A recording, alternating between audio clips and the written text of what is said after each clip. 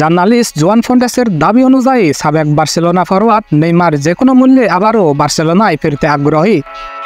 এই তথ্য প্রকাশের পর থেকেই ফুটবল দুনিয়ায় তোড়ফাড় শুরু হয়েছে। নেইমার, যিনি বর্তমানে সৌদি আরবের ক্লাব আল হিলালের হয়ে খেলছেন, বার্সেলোনার সঙ্গে একটি শক্তিশালী ইতিহাস তৈরি করেছেন। 2013 সালে সান্টোস থেকে বার্সেলোনায় যোগ দিয়ে তিনি লিওনেল মেসি ও লুইস সুয়ারেজের সাথে MSN নামে পরিচিত আক্রমণত্রয়ী গড়ে তোলেন। 4 বছরে তিনি 2টি লা লিগা শিরোপা এবং 2015 সালে UEFA চ্যাম্পিয়ন লিগ সহ নানা শিরোপা জয় করেছেন।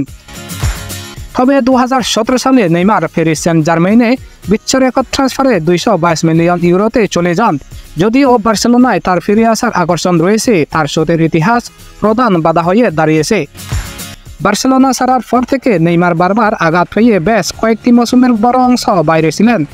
আরেকটি বড় চ্যালেঞ্জ হল নেইমারের বেতন। তার বর্তমান বেতন বিশ্বের সর্বোচ্চের মধ্যে, যা পূরণ করা বার্সেলোনার আর্থিক অবস্থার উপর ব্যাপক চাপ সৃষ্টি করবে।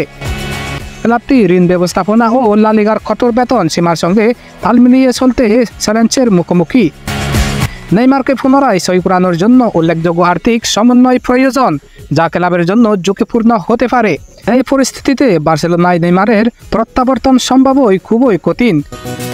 যদিও ভক্তদের কাছে পুনর্মিলনের ধারণা আকর্ষণীয়, কিন্তু শোধের ইতিহাস ও ক্লাবের আর্থিক সীমাবদ্ধতা বাস্তবে এই পদক্ষেপকে অপ্রাসঙ্গিক করে তুলেছে।